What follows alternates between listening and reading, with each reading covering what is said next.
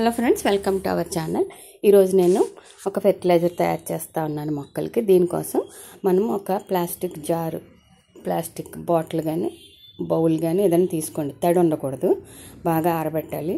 తర్వాత బాగా పండిన అరటిపళ్ళు తీసుకోవచ్చు, బొబ్బాస్కాయ తీసుకోవచ్చు, తర్వాత సపోటా, ఇలాగ ఏదైనా స్వీట్గా ఉండి బాగా తియ్యగా పండిన ఒక ఫ్రూట్ ఏదైనా మనం సెలెక్ట్ చేసుకోవచ్చు. అయితే కాస్త బెల్లం కూడా తీసుకోవాలి దీనికోసం. ఇప్పుడు నేను ఒక బొప్పాయి తీసుకున్నామండి.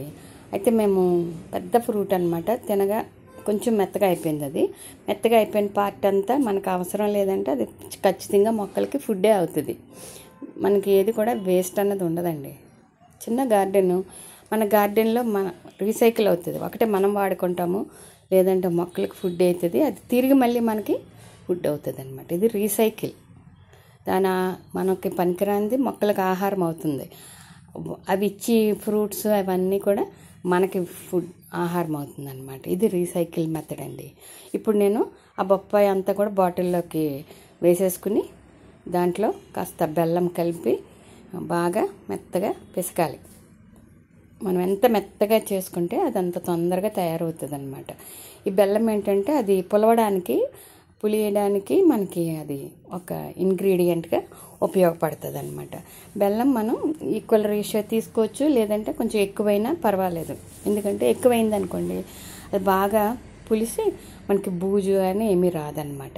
ఎప్పుడైతే మనం డ్రైగా ఉన్న జార్ తీసుకున్నాం కదా, సో అందులో బూజులు వచ్చే అవకాశం కూడా ఉండదు.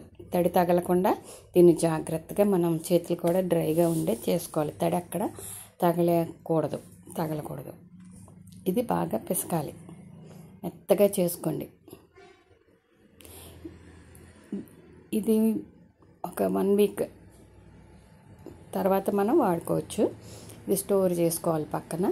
బాగా పిసికేసి దీన్ని ఒక పేపర్తో కానీ క్లాత్తో కానీ అలాగా కట్టేసుకోండి, కవర్ చేసుకోండి. ఇలా కవర్ చేసుకోవడం వల్ల ఏంటంటే ఏరేషన్, అంటే గాలి లోపలికి బయటికి వెళ్ళడం వల్ల తొందరగా అది తయారవుతుంది. ఇలా మనం ఏది కలిపినా కానీ గ్యాసెస్ ప్రొడ్యూస్ అవుతాయి. అవి మనకి అదే లిడ్ పెట్టేసామనుకోండి, ఆ గ్యాసెస్ దాంట్లో ఉండిపోతాయి కదా. ఇలా వల్ల గాలి అటు ఇటు ప్రయాణం చేయడం వల్ల మనకి తొందరగా బాగా తయారవుతుంది అనమాట. సెకండ్ డే ఇలా ఉంది. దీన్ని ఒక స్టిక్తో క్లాక్ వైజ్ డైరెక్షన్లోనే కలుపుకోవాలి. మనం ఎలా పడితే అలాగా అటు ఇటు కలపకూడదు. ఒకే డైరెక్షన్లో, క్లాక్ వైజ్ డైరెక్షన్లో కలిపి మళ్ళీ మూత పెట్టుకోవాలి. ఇట్లాగా రోజు కూడా మార్నింగ్ ఈవినింగ్ కలుపుకోండి, లేదంటే అట్లీస్ట్ ఒకసారన్నా కలపండి. మంచి లిక్విడ్ ఫెర్టిలైజర్ తయారవుతుంది. దీని యూజెస్ ఏంటంటే పూత పింద రాలిపోదు, తర్వాత మంచి టేస్ట్ వస్తాయి,